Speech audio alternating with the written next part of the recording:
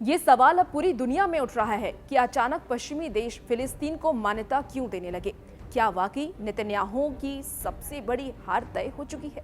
पिछले 24 घंटे में ब्रिटेन, कनाडा, ऑस्ट्रेलिया और पुर्तगाल जैसे बड़े देश ने फिलिस्तीन को औपचारिक तौर पर एक स्वतंत्र देश के रूप में मान्यता दे दी है। यानी कि अब दुनिया के करीब 150 देश फिलिस्तीन के साथ खड़े हैं। अगर गिनती करें तो संयुक्त राष्ट्र के 193 सदस्य देश में से करीब 75% देश फिलिस्तीन को मान्यता दे चुके हैं।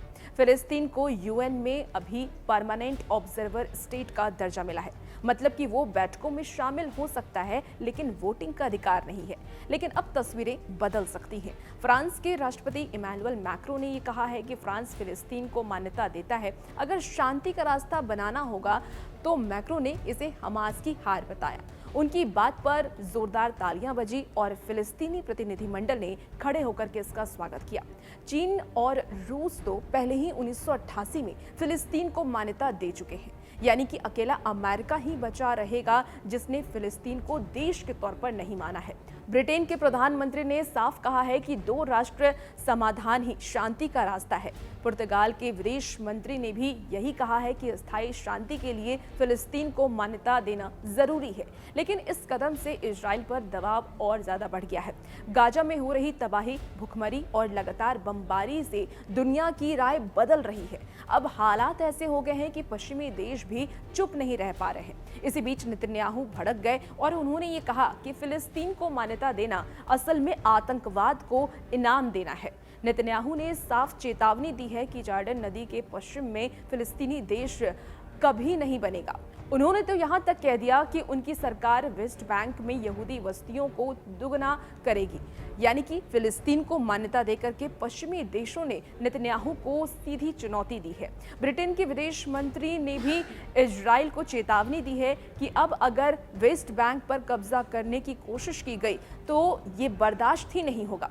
अब सवाल ये उठता है कि इतने सालों बाद ये बदलाव क्यों आया? दरअसल पश्चिमी देश पहले कहते थे कि हालात सही होंगे तो मान्यता देंगे, लेकिन गाजा में लगातार युद्ध और बच्चों की मौतों और बर्बादी ने पूरी तस्वीर बदल कर रख दी।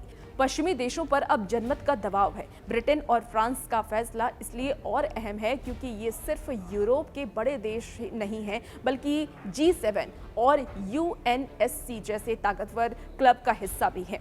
मिडिल ईस्ट की राजनीति में इन दोनों की भूमिका पुरानी है। पहले विश्व युद्ध के बाद ऑटोमन साम्राज्य टूटने पर ब्रिटेन ने ही फिलिस्तीन का नियंत्रण लिया था और 1917 में आपको बता दें कि बाल्फोर घोषणा पत्र भी ब्रिटेन ने ही जारी किया था, जिसमें यहूदियों के लिए देश बनाने का वादा किया गया था।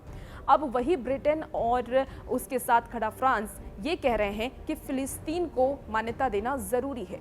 यानी कि इतिहास का पहिया अब पलट रहा है। नेतन्याहू चाहे जितनी बात कर ले, लेकिन सच यही है कि अंतर्राष्ट्रीय राजनीति में इजराइल अकेला होता जा रहा है। अमेरिका ही उसका सबसे बड़ा सहारा है, लेकिन यूरोप का झुकाव अब फिलिस्तीन की ओर है। तो सवाल यही है कि क्या यह नेतन्याहू की सबसे बड़ी हार है? क्या फिलिस्तीन की जीत अब तय है? और सबसे बड़ा सवाल तो ये कि क्या इस कदम से गाजा में शांति का रास्ता खुलेगा या हालात और भड़केंगे?